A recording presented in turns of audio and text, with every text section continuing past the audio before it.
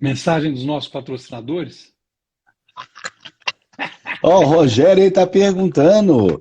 Sim, Rogério, é livro novo do senhor Sérgio Abranches, que já desponta na Amazon como um dos mais vendidos da área de ficção.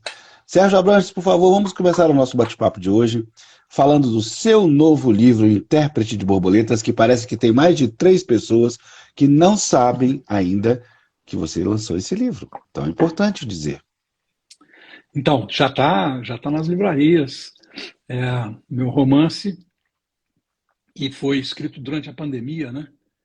E a ideia foi exatamente pensar nessa, nessa explosão de ódio, né, de rejeição que atravessou as famílias e atravessou as amizades. E tem uma parte que você consegue analisar politicamente, mas tem uma parte que não, que é essa parte mais afetiva, mais emocional. Não é? Como é que uma adolescente encara o cancelamento dos colegas porque pensa politicamente diferente, né? Dois irmãos que se afastam totalmente por conta das divergências políticas, né? Então essas paixões que a política intoxica e que vão produzindo uma série de efeitos na vida das pessoas que são efeitos duráveis. E as pessoas hoje não têm muita noção de quanto que vai durar o efeito desse ódio político na vida delas, na nossa vida. Mas eu posso dizer que afeta. Afeta e às vezes para sempre. Quer dizer, eu tenho vários amigos que depois da prisão, da tortura e do exílio, mudaram a sua personalidade, mudaram a sua modo de ver a vida, para pior em alguns casos, em outros para melhor. É, e a gente só se deu conta disso muito tempo depois, né, de como é que alterava as vidas. Até no meu romance, Que Mistério que Tem Clarice, a Clarice é afetada, né, ela muda completamente a vida dela por conta de ter que ir para a clandestinidade, fugir da polícia e tal. O Intérprete de Borboletas é sobre o tempo atual, né? Passado em São Paulo, ele trata exatamente dessas paixões exacerbadas, intoxicadas pela política e que, evidentemente, também sofrem influência de outras questões, né? Quer dizer, dois irmãos não brigam para sempre só porque discordam politicamente. Deve ter algo mais, né? Então, são esses meandros da afetividade que eu tento contar como uma história no Intérprete de Borboletas. Maravilhoso, Sérgio. Fica aí a dica de livro, e que vocês vão acostumar, nós vamos falar toda hora, porque tem inclusive, o lançamento e um ciclo de temas, né, que o livro levanta, né, Sérgio? Vamos fazer isso É, também, né? fazer várias conversas sobre isso, né? Com gente muito É, interessante. isso é um segredinho, daqui a pouco, no momento certo, a gente conta. Mas o lançamento já vai acontecer, e todos os cariocas, por enquanto, estão convidados para o dia 21, não é isso, Sérgio? 21? Exatamente, 21 agora de junho, na Livraria da Travessa do Leblon, do Shopping Leblon, às 19 horas. Aquela sensação gostosa, meia hora antes que você senta na mesa assim, e fala, não vem ninguém. Não Esse é o vem pior, ninguém. esse é o pior terror do. São dois terrores de quem lança. Toda vez que o editor chega assim, vamos lançar, eu penso assim, não, não, não. Porque o primeiro é não ir ninguém, né? E no outro é das pessoas irem, você esqueceu o nome delas. Eu já Nossa, esqueci nome de gente, aliás, não sempre não está com você, nossa. já esqueci gente assim, amiga de infância. E aí, de Ó, se repente, serve de me dá aquele branco. consolo, o Frei Beto esqueceu do nome da Dona Estela uma vez. Dona Estela pegou a fila para pegar uns livros das famílias. Na hora que ela pôs os livros na frente dela, o Beto ficou olhando para ela. Ela olhou: o que foi, meu filho? Falei, ah, não, nada não, mãe. Eu tava do lado, eu falei, você esqueceu o nome da Dona Estela. Eu falei, É, esqueci. Exatamente. Porque o branco não dá com o desconhecido, o branco dá com as pessoas que você conhece mais, né? Exato, é aquela que está completamente relaxada. É Eu, claro. uma, eu, Ô Sérgio, vamos embora deixar de papo furado, que até agora não tocamos no assunto importante do nosso Exatamente. 15 minutos de papo, conversa semanal, que eu tenho a alegria aqui de conviver com o Sérgio. Não tanto quanto eu gostaria, porque também não aguenta mais, ficamos um ano e meio falando todo dia, agora é só de vez em quando. Como diz o Drummond, manter amizade, tem que manter amizade. Então Grande. hoje o tema é Tira o Clima das tragédias. Sérgio vai falar um pouco sobre essa questão das tragédias que aconteceram recentemente, mas que vem acontecendo no decorrer dos tempos no Brasil, tragédias onde o culpado, né, digamos, essa palavra é complicada, mas culpado é de fato poder público, é de fato o ser humano e não somente a natureza ou coisas por aí. Para isso de conversa, né, Afonso, já houve tragédias provocadas por chuvas intensas, né, provocadas por secas enormes, que não estavam diretamente associadas ainda aos fenômenos extremos trazidos pela mudança climática, né? Hoje a gente sabe que essa inconstância do clima e esse surgimento de extremos de calor, de frio, de seca e de chuva já tem uma conexão com a mudança climática. Mas as tragédias, elas não são.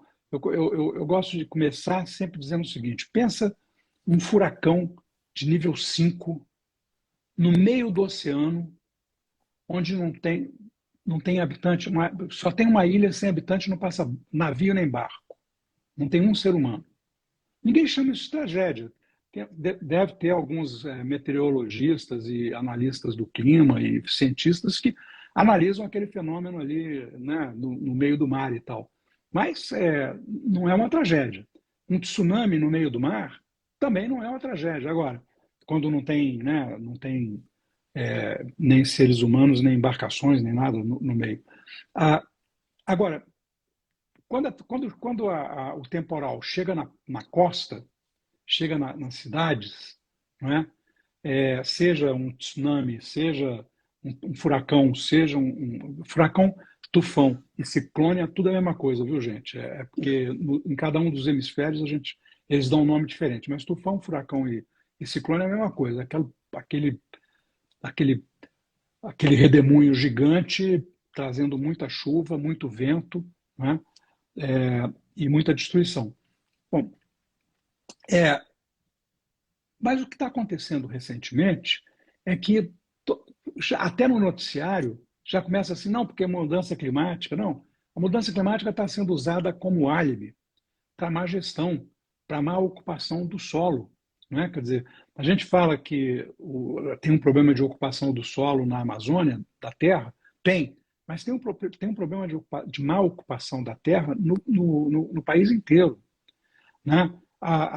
Você vê, vou dar vários exemplos, cidades que destruíram seus rios. As cidades normalmente nascem perto dos rios e depois transformam esses rios em esgoto. Aí depois aquele rio fica tão insuportável que elas fazem o quê? Canalizam o rio. Arruda em Belo Horizonte. Você sabe, choveu muito na cabeceira, o arruda cresce, ele não tem para onde se espraiar, ele vai com muita violência para os lados porque ele está canalizado. Isso aí é uma ocupação inadequada, é uma invasão no que eu chamo de leito largo do rio. Não, e Leito Sérgio, largo só te do. interrompendo rapidamente, É, aqui o Arrudas tem um problema que é absolutamente humano. A água vem toda lá de Betim Contagem, muito forte, chega ali na Cristiano Machado, eles fizeram um túnel. pois é, Aí exatamente a por água isso. para, alaga tudo, mata todo mundo, Claro, aquela confusão, por uma não, questão de porque troço feito errado. Não tem, o Rio é, não tem nada a ver com isso. não tem esse afunilamento. Ele acontece quando você faz um canal, quando você faz um túnel, quando você faz pontes mais estreitas. Quer dizer, você planeja a obra, que eles chamam de obra de arte na engenharia, que às vezes não tem arte nenhuma, né? São horrorosas.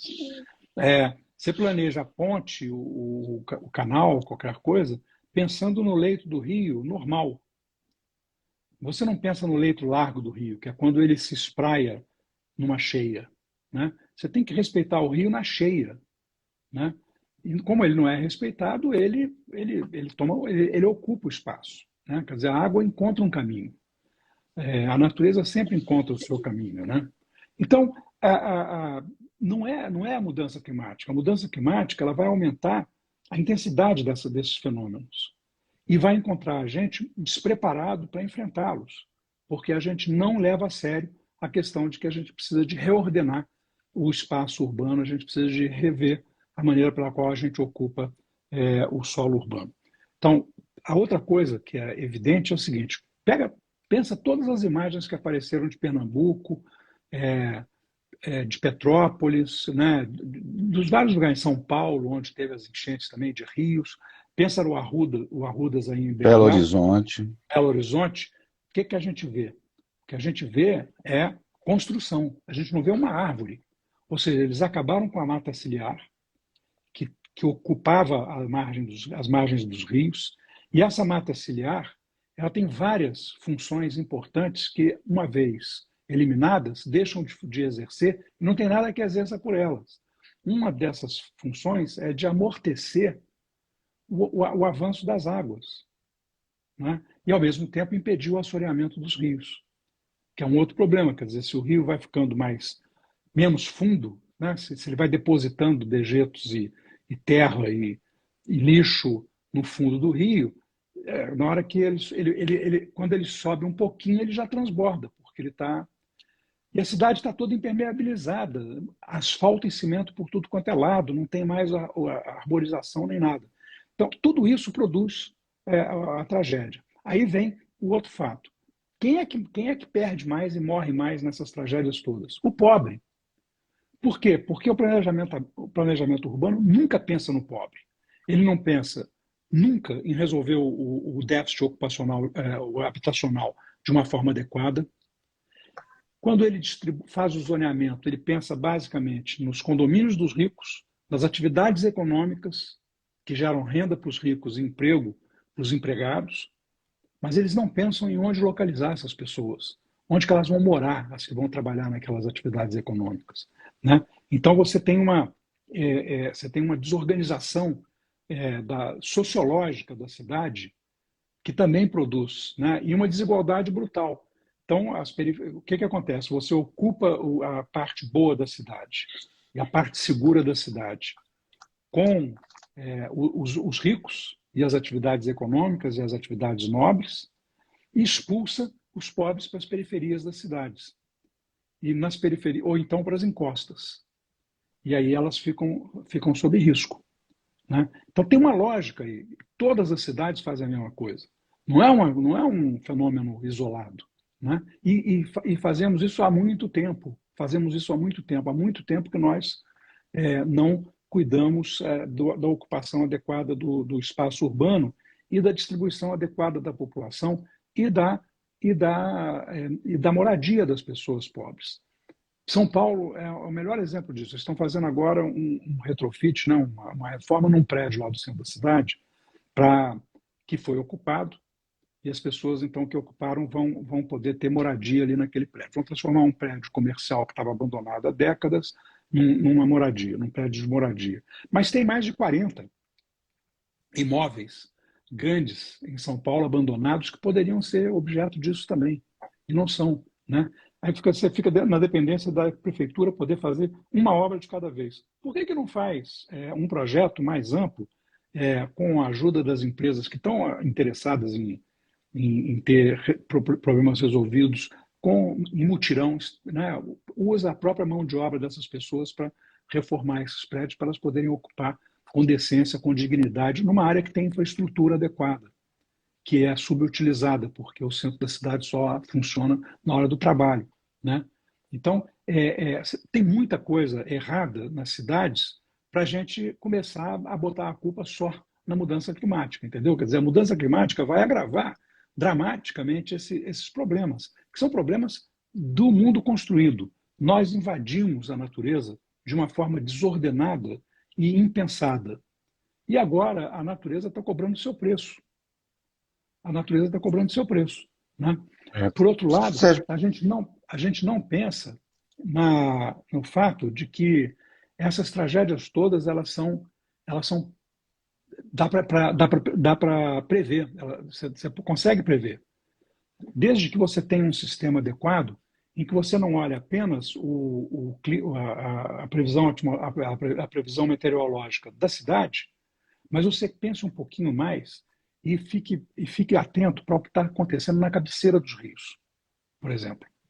Ora, na cabeceira dos rios, se está chovendo muito na cabeceira dos rios, é claro que o rio vai transbordar em algum momento. Então, se você tem sensores, às vezes até uma rede de pessoas. Você pede uma pessoa que mora lá na cabeceira do rio para dizer: olha, está chovendo demais aqui, gente. Aí para baixo vai chegar muita água. E você tira as pessoas antes do local. O prefeito de Recife, o Antônio, o João Campos, que é um rapaz inteligente, bem formado, tem uma família política importante, é, neto de Arraes, ele é progressista. Ele falou uma frase completamente que tem uma contradição em termos, é uma coisa que os pedantes chamam de oxímoro. Ele diz o seguinte: não, nós daqui para frente nós vamos dar mais segurança àquelas pessoas que estão nas áreas de risco. Não existe isso. Segurança e risco não são coisas que convivam, entendeu? Quer dizer, se você quer dar segurança para as pessoas que estão em área de risco, tira elas de lá, tira elas do risco, entendeu? É a única forma que você tem de cuidar do risco, da segurança das pessoas em risco. Tira do risco. Não adianta você imaginar que se você vai fazer lá uns muros de contenção, etc., que você vai evitar o deslizamento. Sérgio, Você pode, só uma frase final, você pode evitar o deslizamento naquele lugar ali que fez uma contenção, isso. mas É logo isso que eu no queria outro falar. lado não vai, tá certo? É, Quer dizer, então, é sobre não é, isso que eu não é, queria te perguntar. Antes só registrar aí o que o Otávio falou, sempre presta atenção no que ah, ele fala. Lógica da exclusão expressa na dinâmica urbana. Impressionante o claro, desprezo. É o que o Sérgio falou, o é desprezo isso, pelos exatamente. excluídos, né? Exatamente.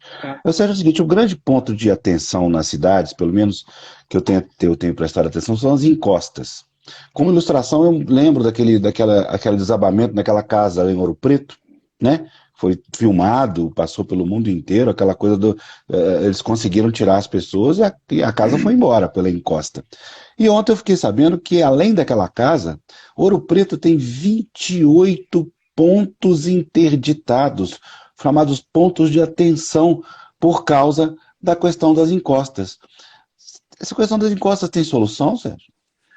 você tem que fazer a contenção. O problema todo é que você foi mexendo nas encostas, você foi mexendo nos terrenos e não cuidou de proteger as encostas, né? Quer dizer, então você tem que fazer contenções, você tem que olhar essas áreas de risco e fazer contenções. Aqui no Rio, houve um momento em que eles fizeram alguma contenção das encostas. Aqui na minha casa, a gente gastou um baita do dinheiro, porque houve uma construção, doaram uma casa para um padre aqui, meu vizinho, um padre da direita, da ultradireita, e ele resolveu acabar com a encosta dele para construir um negócio de uma quadra de esportes para os meninos que vêm aí fazer catecismo. E aí, quando ele mexeu lá, ele desestabilizou a encosta de todas as casas vizinhas, desestabilizou a minha. Teve uma chuva e baixou aqui, teve um deslizamento. Não aconteceu nada, mas quase que acontece na casa, né? Eu hoje trabalho, estou falando aqui, vou até mostrar para vocês. Eu estou Deixa eu falando ver. diretamente, peraí.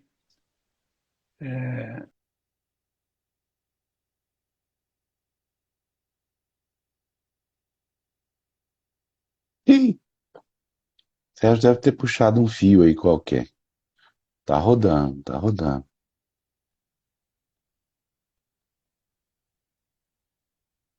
Aconteceu algum problema aí com a transmissão. Sérgio, tem um probleminha aí. Você não quer sair e entrar de novo, não? Deixa eu falar com ele aqui.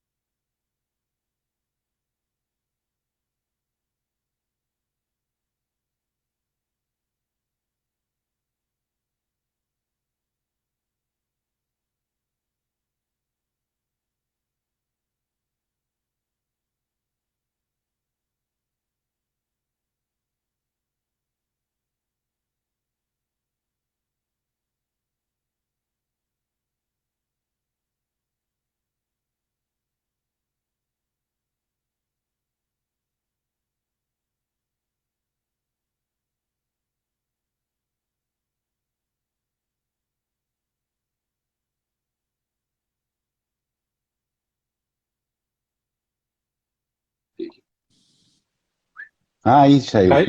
Não, eu fiquei com medo da encosta, até. A encosta ainda tá aí, que você vai lá igual agora. Some, eu falei, cara, Não, aí, caiu. não, mas a gente teve que. Aí nós tivemos que fazer um trabalho de contenção. Eu fiz a curva de nível de novo, arrumei tudo para poder. Chamei engenheiro especializado. Para minha nossa sorte, a gente tinha um amigo que era engenheiro, era professor exatamente desse assunto aqui da PUC do Rio, que é a minha vizinha, né? Ele veio aqui em Entendi. casa, olhou, falou que devia ser feito, etc. Mas o que que você fez? Fizemos. É, que cimentou aquela coisa, fez um muro de Não, arrimo? não, não, de jeito nenhum. Você viu, eu mostrei aqui, é tudo vegetação. Mostrou o quê? Caiu, ele Ah, ninguém não viu mostra nada, eu? só. Mostra Então, aí, pelo amor, peraí, tô no peraí. curioso. Se cair de novo, a gente vai embora, hein, gente? Tá. Ah, aí. Não, tudo verde. Ah, Não. entendi. Não, que bicho é esse aí, Sérgio? Tá Ah, morando aí esse bicho? pois é, esse aqui é um amigo meu que eu fotografei, Caramba! na África do Sul. Você fotografou? Claro. Puta merda, não tá nem tempo de pescaria, o cara conta mentira. Oh, meu Deus do céu. Se eu ver um bicho desse aí na minha frente, eu tô correndo até hoje, meu amigo. Não tem Mas foi, conversa. mas foi o que aconteceu. Eu estava com um casal, eu estava com dois jornalistas brasileiros. A gente estava É. cobrindo a COP. Estava cobrindo a COP em Durban. E aí, no fim de semana, a presidente da COP, que era uma, uma africana muito é, interessante, assim, do ponto de vista, ela tinha lutado junto com Mandela, sabe, ela era líder, ela não estava gostando da brigalhada, ela pegou e interrompeu a reunião. Falou assim, nesse fim de semana vai todo mundo meditar para voltar com a vontade de resolver o problema. Aí a gente aproveitou que estavam os negociadores meditando, fomos num parque, o Rui Infolose, que é um parque espetacular. É, O Otávio tá no e, finalzinho do intérprete de borboletas. Tá oba! bom, tá Maravilha, bom. maravilha. Daqui a pouquinho teremos uma boa opinião do senhor Otávio de Barros. Exatamente. A maior colônia, o maior número de rinocerontes lá da África do Sul. 2.000 rinocerontes. Esse atravessou na pista e o guia parou o jipe, o casal de suíço que estava com a gente mergulhou no chão, os dois jornalistas brasileiros ficaram paralisados e eu fiquei em pé fotografando o bicho. E aí o cara dizia assim, mas não faz assim não, porque você pode provocar. Ele disse assim, eu ouvi dizer que os rinocerontes são míopes. Ele não está me vendo, eu estou com uma tele. Mas acabou que me valeu um descolamento de retina, porque eu bati com a tele no olho. Mas enfim, vamos voltar Vamos embora. às tragédias, para a gente terminar logo. Nós Vamos estamos embora. estourando o tempo. Então, Vai estourar. não tem como, não tem as encostas. A primeira coisa que você tem que fazer é remover as pessoas das encostas. Encosta não foi feito para morar. Encosta foi feito para vegetar, para ter vegetação, a vegetação segura. Tem alguns lugares, como o Rio de Janeiro, que isso é muito problemático, porque, na verdade, o rio ele não tem morro de terra. Ele tem pedra coberta com uma camada relativamente fina de baixa espessura de material vegetal, onde nascem árvores. Então, qualquer coisa se você vai limando ali, com a chuva, vai Escorrega, né? limando, escorrega tudo, desce tudo, entendeu?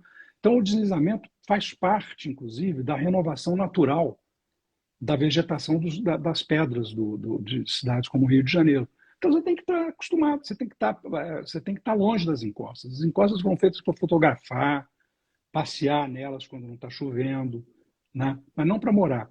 Então, essa ocupação do solo, e como disse o Otávio, com exclusão, ela produz duas aberrações. Quer dizer, de um lado, um espaço urbano, um ambiente urbano que é totalmente hostil à natureza, e depois a gente diz que a natureza é que é hostil. Não, nós é que somos hostis à natureza. Nós não deixamos a natureza. Nós não aceitamos o desenho da natureza e nos adaptamos a ele. A gente tenta invadir a natureza. Aí o que a gente tem? Pandemia, enchente, deslizamento, E morte, tragédia né, e Sérgio? E morte. E morte. morte, muita morte, né? Quase 100 Então, mortes. Gente, se tudo vocês isso. pensarem bem, imagina, 100 mortos, gente. Não é 3, 4, são 100 mortos.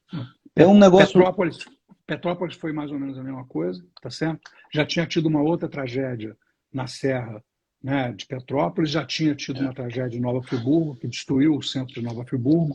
Quer dizer, quando é que a gente vai aprender a lição, né? Porque a gente fica repetindo de ano e repetindo de tragédia e não aprende a lição. Ou a gente aprende a lição ou a tragédia vai piorar. Bom, Tá bom? ótimo, então, estão renovando aí o convite, dia 21 Deixa eu falar Ah, tem livro aí hoje? Tem. Eu aposto que é o mesmo livro que está aqui em cima, ó. Quer ver? Vou até segurar ele, aposto que é. Não, vai você primeiro, depois eu aposto. Cara, cadê? Ah, aqui. Esse daqui não é um livro que foi recém-lançado, não, mas eu li agora. E eu fiquei tão encantado que eu quero indicar. É um livro de poemas. Thaís, maravilhosa. Thaís aqui de Belo Horizonte, uma pessoa que vive em torno da poesia desde a década de 80. Vendi muito livro na rua com ela. E eu me lembrei de falar do livro porque eu hoje estava vendo uma matéria no Globo sobre a Ana Cristina César, né? A Ana C. Eu vi. Uma grande poeta que tem uma vida trágica, né? E o Brasil tem essa felicidade, né? Quer dizer, apesar de todo o machismo, de toda a sociedade patriarcal, nós conseguimos produzir grandes poetas, né? Cecília Meirelles, Minas, inclusive, é um celeiro de grandes poetas. Adélia, Henriqueta Lisboa, Alaíde Lisboa, nossa, aí vai. Nossa, né? E eu não gosto de chamar de poetisa, não, porque eu acho que é depreciativo, sabe? Né? Poeta mesmo. Eu gosto de chamar de poeta. Mas fala da Thaís aí, o que você achou da poema? A Thaís, assim, primeiro que a Thaís é uma figura híbrida, porque ela é uma cearense mineira. Né? Então, ela tem sotaque mineiro, mas ela tem parte da alma dela cearense. Então, a poesia dela tem uma influência óbvia de João Cabral, e ela trabalha com as palavras, não é? São muito burilados os poemas dela, e muito econômicos no uso das palavras. E essa construção dos versos com um mínimo de palavras e muito bem trabalhadas, e um jogo entre as palavras que ela usa, dá uma sonoridade e uma força à poesia dela que são realmente extraordinários. Gostei muito do livro e resolvi recomendar. Maravilha. Eu fico Esse muito que está feliz. aí na sua mão, eu vou recomendar semana que vem. Você está sabendo qual é? Não é esse? Não. É do Gessé. Não, tem um monte aqui. Bom, então tá bom, gente. Muito obrigado, Sérgio. Todos aí convidados para o dia 21 de junho na Livraria da Travessa. Não é? Além de que a gente vai falando os outros eventos que a gente está planejando, não só em outras cidades, como um ciclo. Mas o ciclo é assunto de uma outra conversa nossa. Muito obrigado, Sérgio. Até lá. Tchau, obrigado. Até semana que vem.